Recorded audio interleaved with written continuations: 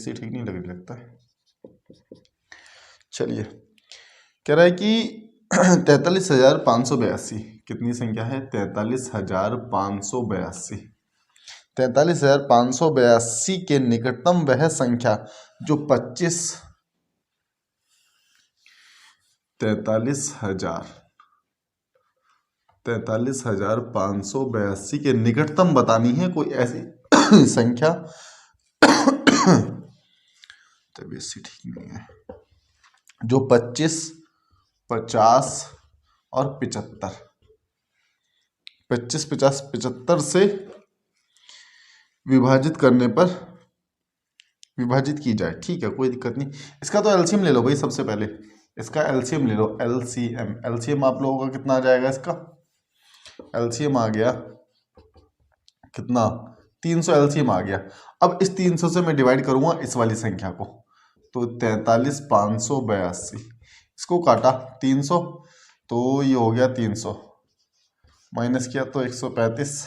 ठीक है, और ये नहीं जा रहा तो 3 चौक 1200 आ गया।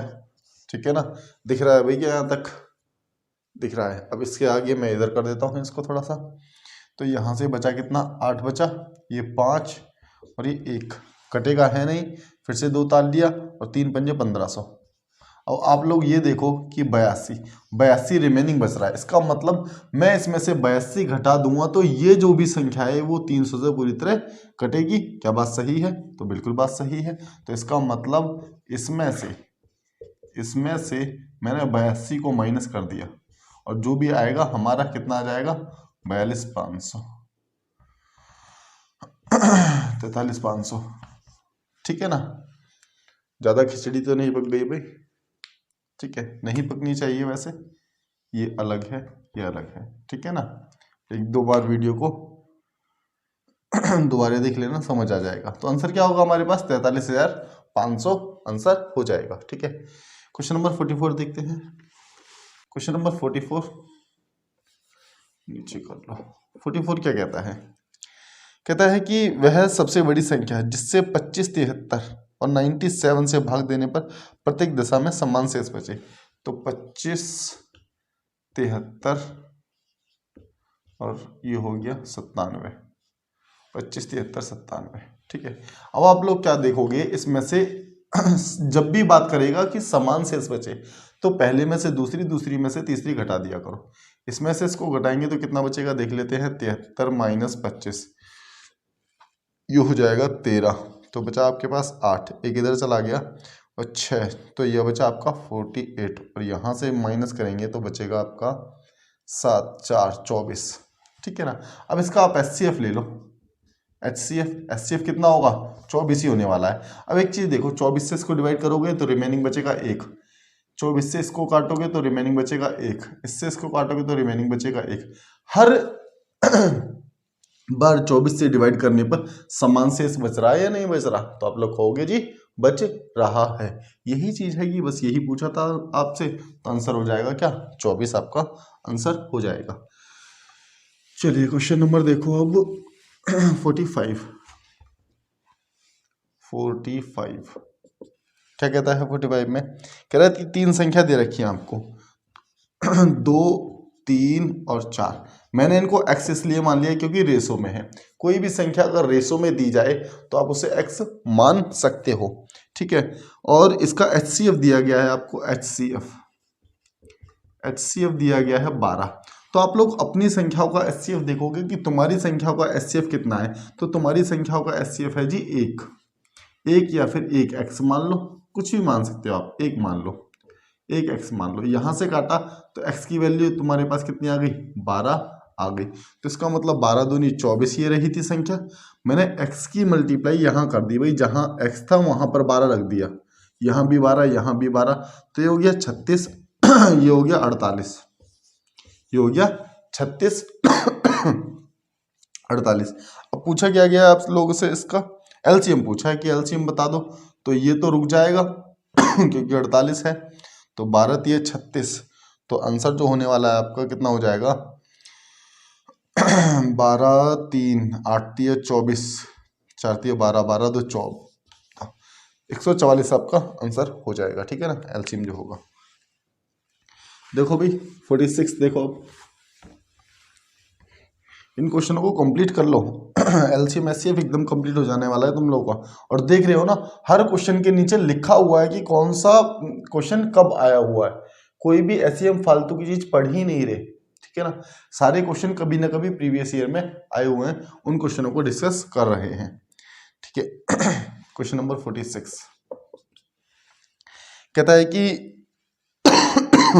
दो संख्याओं के एलसीएम और एचसीएफ का गुणनफल। तो इसका मतलब हमने मान लिया, दो संख्या हमने मान ली, गुणनफल दे रखा है दो संख्याओं का, एचसीएफ और एलसीएम का गुणनफल दे दिया आपको कितना, गुणनफल 24 है। तो मतलब कि a मल्टीप्लाई बी बराबर 24 है। और उसका डिफरेंस जो दे दिया आपको, इसने दे दिया 2 का है, ठीक है ना। तो आप क्या करोगे इसमें से, सबसे पहले सबसे पहले तो आप ऑप्शन से देख लो।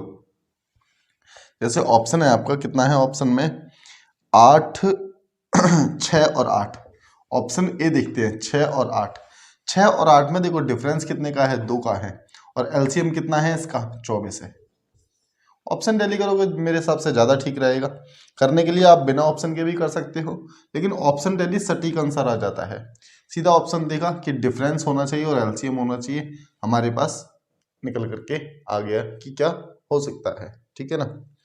हालांकि करने के लिए आप बिना ऑप्शन के भी कर सकते हो, लेकिन मैंने बताया ना, ये आसान तरीका हो जाएगा आप लोगों का।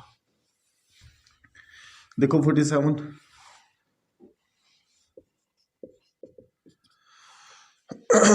देखिए दो संख्या को गुणनफल दे दिया आपको कितना, 4107। दो संख्या को गुणनफल सबसे पहले तो ऐसे ले लेते हैं जिसका एचसीएफ 37 है। तो हमने कहा 37a मल्टीप्लाई 37b।